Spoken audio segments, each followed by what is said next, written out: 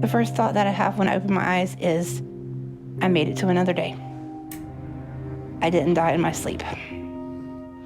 Good morning. Morning. It's just like, do I really want to get up? Because it's so hard, it's so painful. Hey, puppy, gotta move. And I know as soon as I sit up that the pain's gonna start, and it's just the same way all day. Pain, pain, pain. Your turn. Once you stand up, you feel all the weight on your legs. I am very terrified of falling. I've gotten to where I use an office chair in the house in order to be able to maneuver where I need to go. And I roll to the bathroom, and that's how I do it. I'm very slow whenever it comes to moving around. It's not easy moving the weight around.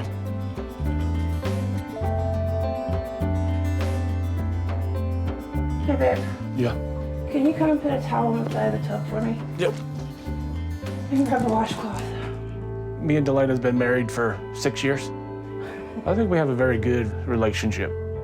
Most cases, I really do feel like I'm her caretaker, not her husband. But when I see her in pain, and I can't take away the pain, that hurts me because I love her. Makes me feel better to know she's feeling better. Getting up to take a shower, I typically do not bathe every day. I typically bathe every other day. I'm unable to get in the tub. I will sit on the side of the tub and use the shower head to wash my hair and my upper body. The most difficult part about taking a shower is getting under the folds of skin. I have folds of skin everywhere, places that you wouldn't even think you're supposed to have a fold of skin. I do know that a lot of it is the weight, but I also do have swelling in my legs. And sometimes the folds are so swollen together that you can't even get your hand in between them. So I have a back scrubber brush that had a sponge on it that the sponge broke off of. So I will take a washcloth and a ponytail holder and make the washcloth stick on this little flat piece of wood so that I can get it between the folds of my skin. So I do try to get it clean. Getting out of the shower, I feel like my legs are going to give out. I don't try to take a shower without my husband here, just on the event that I do fall. I definitely don't need to fall. Having EMS or somebody have to come to my assistance, that petrifies me. My legs ache after I'm done. Then I will typically get dressed.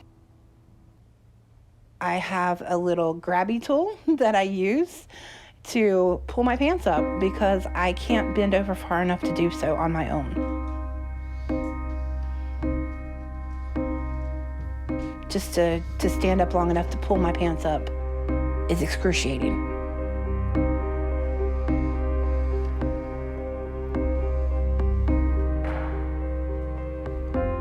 After I finish getting dressed, I'm just ready for breakfast. I'll have crispy bacon with sausages, biscuits, and a cup of coffee. It's not the most healthy, but it's also not the worst because it's not a piece of chocolate cake. So that's the way I look at things right now. All right, anything else? No, thank you. Whenever it's time to eat something yummy, I start to feel happy. It brings in the euphoria feeling because it takes me back to the happy part of my childhood. From the time I was 6 months old, I was raised by my first cousin, actually. There was some complications with my mother, and she had to sign me over to my cousin, and I was raised with her 2 children. Then, when I was 7, my biological mom came back into the picture. I was staying with my grandmother, which was her mother, for summer. My biological mom came home. She told me that we were gonna go get candy, me and my sister, and she took us in the car. She set my sister out about a couple miles down the road and told her to walk home, and she kidnapped me. I was with her for the rest of that year. I remember going to school, and I was actually able to have a sleepover with some of the kids that I went to school with. And at one point, we had our own apartment. But there were times that my mom and I didn't have a place to stay. I don't know exactly why she brought me back, but she brought me back to my cousin. To my knowledge, there were no consequences for her. She just brought me back, and I didn't have any more contact with her until I was roughly 18. When my mom dropped me off, everybody was really excited and really happy, and I was overly excited to be home. My cousin's name is Marianne, although to me, she's Mom. She felt guilty because of what happened where I was taken from her. I missed an entire year, and so she just would give in to my every want to make me happy. There was always cakes, always cookies, always sweets. I didn't know to limit myself. I was a kid, and it was offered to me. I would eat it. It took me until middle school to figure out that I was overweight. The other kids started calling me fat. I felt like an outsider. And when you don't really have somebody that you can confide in school, it leaves you feeling alone. So I would just overindulge in brownies or cookies to solve the problems that are happening. It was a euphoria feeling. I would gain weight, and then I would level out for a little while, and then I would end up gaining more weight and level out for a little while. And when I finished high school, I was in roughly 18 size clothes. And I stayed that size for about 3 or 4 years. But then when I was 20, I got pregnant. But the father ended up being abusive, so I told him to hit the road. Then I ended up having our child. She ended up being a full-term stillborn. So it was one of the hardest moments in my entire life. I turned to food. I remember staying up for probably 3 days straight. No sleep. All I did was eat. 3 days straight. I had met a gentleman who didn't think that my weight was an issue, and I ended up getting pregnant with his child. We got married, and I had a perfectly healthy baby boy. Shortly after that, he decided that he wanted a divorce and that he was going to take our son. And I didn't have an attorney, and I lost custody of my son, Lee. It devastated me, which caused me to turn to food again. Food has been a vicious cycle in my life that I wanted to change. I actually started a weight management program because I realized being obese was only going to cause me more problems. A year after my divorce was final, I got remarried and had my daughter, Savannah. And everything was perfect until he became abusive. I said, oh, hell no. I don't play that. I am not a victim. I'm a survivor. Got sole custody, got divorced, did all that fun stuff. Then I was single, living by myself with my daughter. She lived with me until she was about 12 years old. And then we had an argument, and she stormed off to live with my brother. My daughter's 19 years old. She has not moved back home as she's embarrassed of how overweight I am.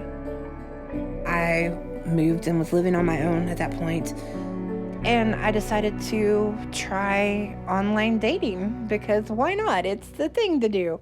I wasn't looking for a hookup, but I wasn't expecting to meet the love of my life. I clicked on James because he was cute in the picture that I saw. I didn't care about her being overweight. I loved her face and I loved her personality.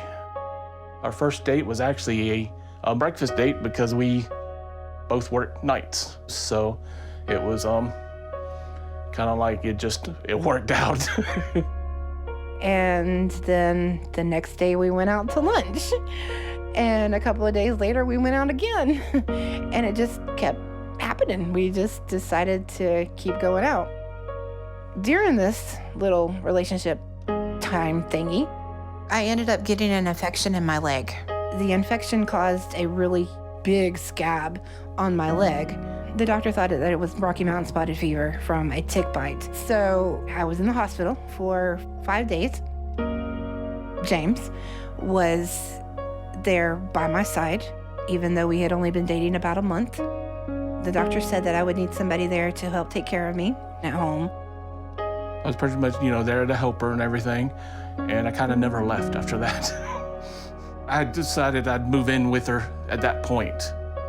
So, not the exact way we wanted to start a relationship, but hey, we got married in Black Mountain, North Carolina, right on the lake, Lake Tomahawk, and we're happy 7 years later.